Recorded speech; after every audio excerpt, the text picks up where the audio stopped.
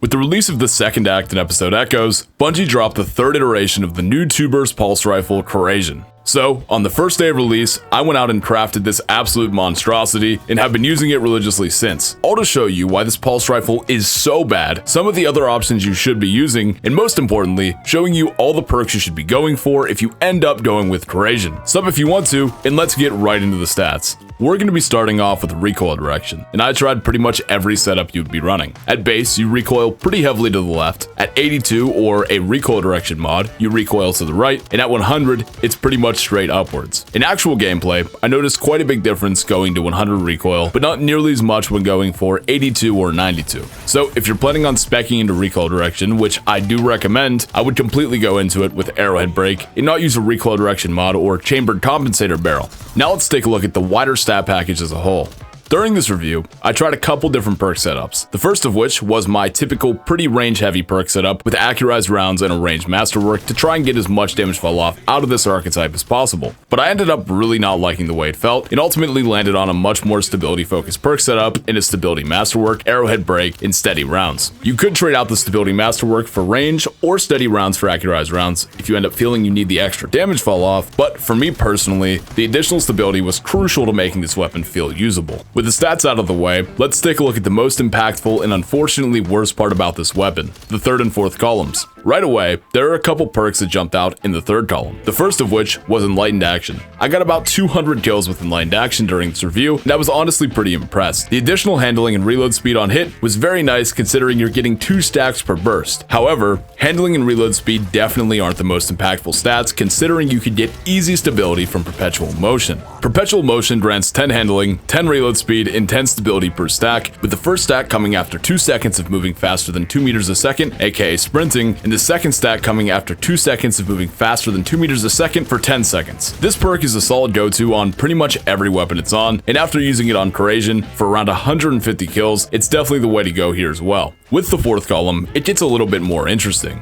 I started off using Eye of the Storm, as I typically really enjoy consistency perks as I find them to be the most impactful in my gameplay as a whole. But unfortunately, in this case, it really didn't make that much of an impact on weapon feel during my testing, making me lean more towards other options. With that being said, if you end up trying out Eye of the Storm and enjoying it, that's completely fine. It just didn't make the same difference some of the damage increasing perks did for me. The first of which is Swashbuckler. Now, I'm typically only an advocate of Swashbuckler in a melee focused setup, as reaching 5 stacks immediately is by far the best way to get the most value out of Swashbuckler. But in this case, the damage bonus provided at 1 stack was enough to give an extra bullet of forgiveness on some resiliences, which was very nice. With that being said, you'll still by far get the most out of Swashbuckler on a melee based build, and there is one damage perk that gives the same forgiveness as Swashbuckler without even requiring a kill, that being High Ground. Now honestly, this is the first time I've ever used this perk and I was pretty impressed. It grants a damage bonus for each stack of Air Assault, that's not the perk, for each stack of High Ground, up to 3 stacks, with hitting a target while on a higher piece of ground granting all 3 stacks at once, and a kill granting 1 stack. This was the fourth column perk that by far made the most difference and will be the role I keep on my Corrasion going forward. I was really surprised by how many situations I was actually able to take full advantage of Air Assault, being in a situation where I was slightly higher than an opponent, giving me an extra bullet of forgiveness or so. And if I was in a situation where I couldn't, I was able to get enough kills to eventually build up times 3 stacks anyways. With that being said, the fourth column of perks is where my biggest problem with Corrasion lies, that being its lack of Headseeker. If you don't know, Headseeker is the gold standard when it comes to pulse rifle perks for the additional aim assist and increased headshot damage after landing a body shot, which can give some archetypes the ability to miss a headshot and still land a kill, making them significantly better. This isn't the case with the new heavy burst archetype Corrasion is a part of, but when using the new 2-burst Trials pulse with Headseeker, I felt a massive difference. It just made the pulse feel so much better if I did end up missing a headshot, leading to me winning a lot of losing fights I wouldn't have otherwise. There is some other stuff that contributes to Aisha's feeling better, but I would really like to see an Headseeker here, and the fact that we didn't definitely knock the pulse down a couple notches for me. On that note, let's compare Corrasion to its 2-burst competition, starting with Aisha's Care. When comparing the stats, it really doesn't look great for Corrasion. An equivalently rolled Adept Aisha's Care with an Adept mod has significantly more range, more stability, more handling, more reload speed, and more aim assist, whereas Corrasion only beats out Aisha's in airborne effectiveness by a singular point. Now,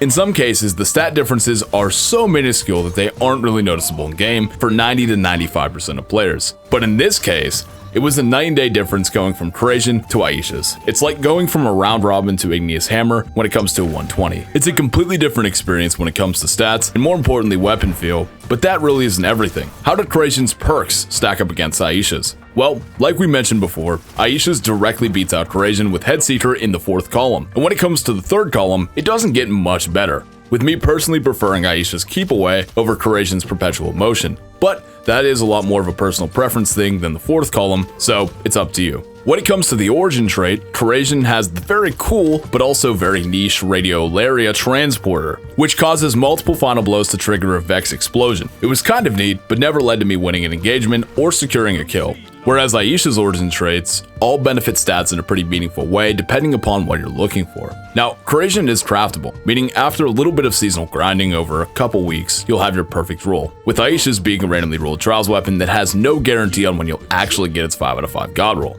But with the introduction of non-craftable weapon enhancing alongside the increase in trials engrams from just playing, I think it's worth passing on Corrasion and going for an Adept Aisha's Care if you're looking for a 2-burst pulse rifle. There is also the Salvation's Edge Pulse Nullify, which is better than Corrasion while also being craftable, but is kind of hard to obtain and is also lacking Headseeker in the 4th column. So, my opinion, it's not worth going for over Aisha's. But are 2-burst pulse rifles even worth using at all? Well, it really depends on which pulse rifle you end up going for. Corrasion is really only a weapon I would have fun with in Control to try out something different. Whereas Aisha's was a little more competitive where I felt like I could compete in most game modes without much of a handicap. But if I'm being honest, I would prefer most decent pulse rifles from pretty much every other archetype, but adaptives 90% of the time. They all have faster TTKs with more forgiveness and more options inside the archetype.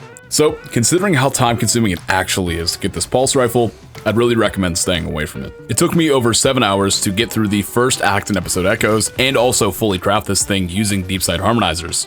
So it's just not worth it for me. There's so many other pulses that are easier to obtain, like Elsie's rifles and many more that just blow this thing out of the water. If you guys have any comments, questions, or concerns, make sure to leave them down below, as I respond to pretty much all comments within the first 7 days of release. Become a member if you'd like to support this content, like to see all of my videos 24 hours early, and would like a shout out at the end of every single video. Thank you guys so much for watching. I love seeing all of your beautiful faces, and have an amazing day.